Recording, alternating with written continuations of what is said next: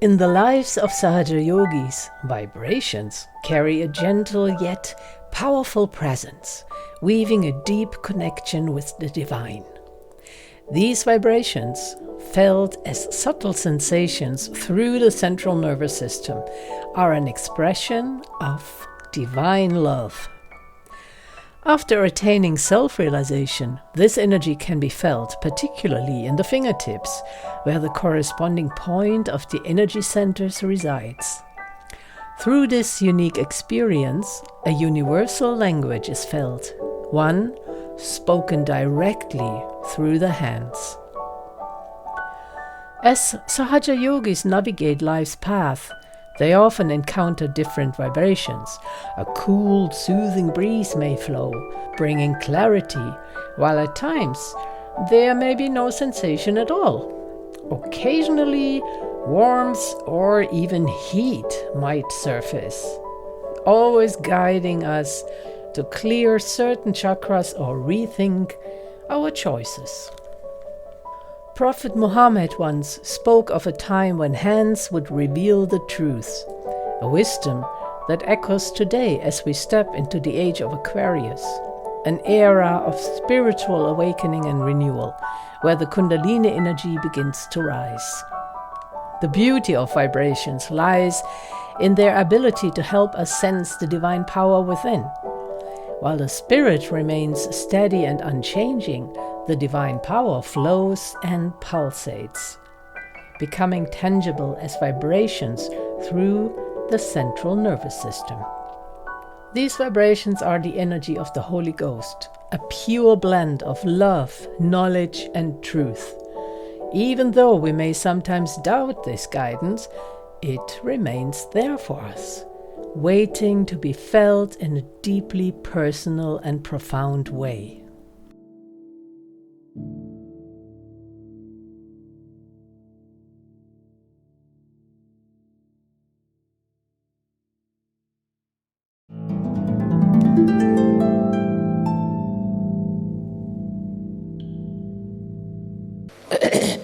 We just know about the Kundalini, that she's coiled up in 3.5 and she's lying in the triangular bone known as sacrum.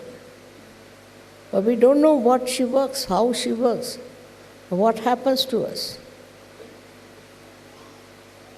She rises in 6 centers and breaks the breaks the 6th center. Because Ganesha's center doesn't play any role. So when she breaks the 6th center, which is the Sahasrara, then she connects you to the all-pervading power of divine love. But what is this divine love? What does this do? It is the energy of the mother. They can say it is the energy of Adi Shakti, which is all over, works through vibrations. But what are these vibrations?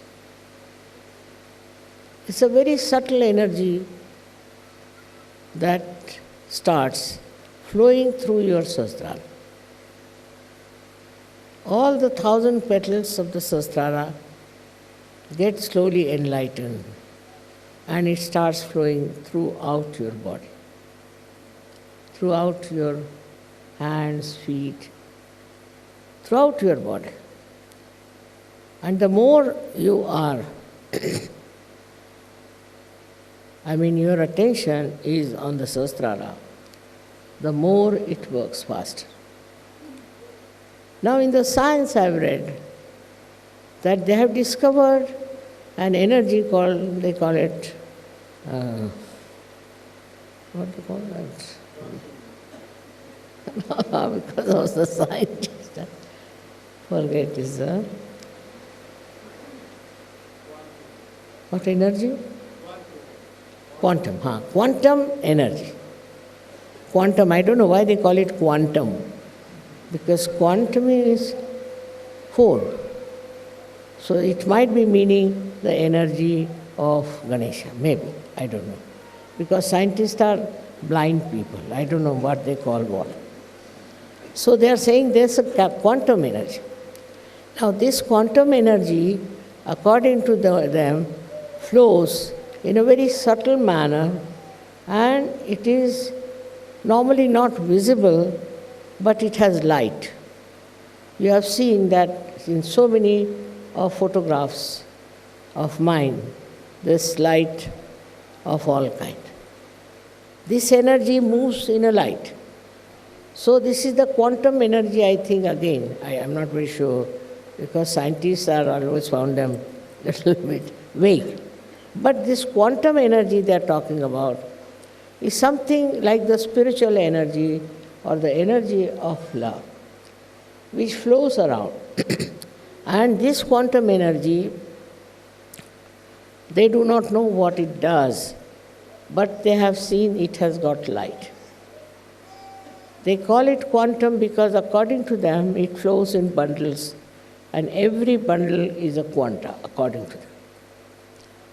Now this energy, when it flows, as you have seen yourself, it works. It works in every direction, in every dimension. For example, it works physically. Supposing you have some physical ailment. You have seen many people get cured in my presence, just in my presence. I need not do anything to them. Or also, as soon as I see somebody, I know what he's suffering from.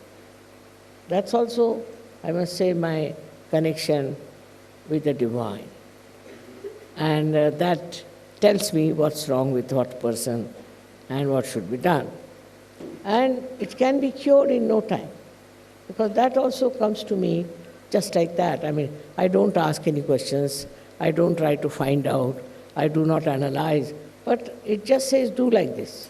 Or it also doesn't say, it just does. It just works automatically. It is very difficult to explain how this energy works. But all of you who have got realization can also work out your own energies. How? By releasing it, by feeling it, by giving it to others, by experimenting. Of course, Sahaja Yoga has spread because of you only. You are the people who have brought people to Sahaja Yoga. But that's not the end of it. We have to save this world. For that, at least, I feel 40% of people should get their realization. Whatever may be their nationality, whatever may be their education, anything. They are to be given self-realization. In our Indian scriptures, it's clearly written, without Atma Sakshatkar, your life is useless. But what is Atma Sakshatkar? Is the knowledge about yourself. How can you have that knowledge unless and until you become one with this all-pervading power? So it was a very great thing I felt that this Sahasrara I could open in 1970. I realized I was overwhelmed because I knew this is the only trouble, it is the only obstacle human beings are having. Because their Sahasraras are not open, that's why they are going in the darkness. That's where they are having wars. That's why they are having all kinds of problems. But if their Sahasrara opens, and if they become one with the divine power, all their problems will be solved. Every type of problem will be solved, and they'll be very happy people.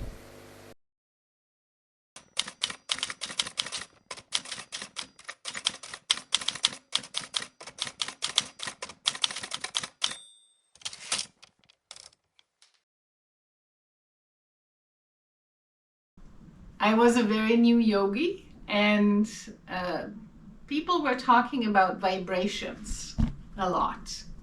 And I wasn't really sure what that means.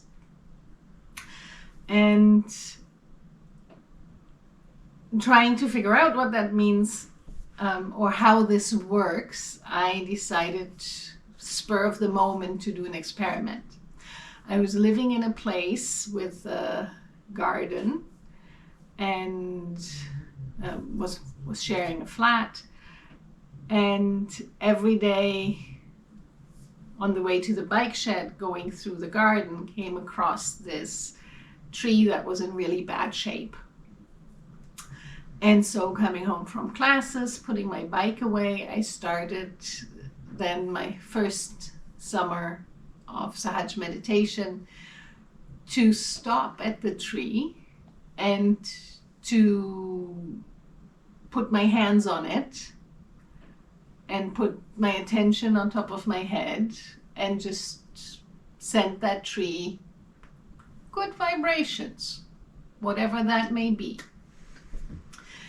And eventually the tree actually recovered and started to have some leaves.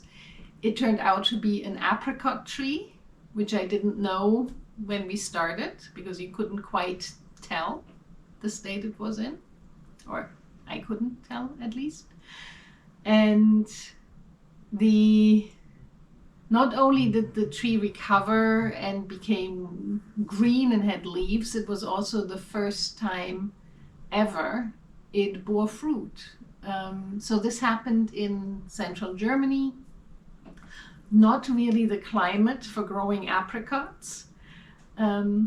However, that tree then was well and in good shape and produced apricots. And for me, that was a really interesting thing to say, yes, experiment, try things out, right? What is it we can make better around us? If this is what vibrations can do, what else can they do?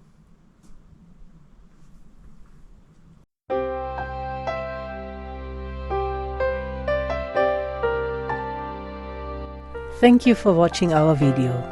Sri Mataji's words are the true source of our knowledge.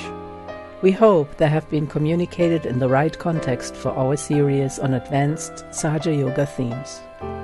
Please subscribe so you can join us next time when we present a new topic. Jai Shri Mataji.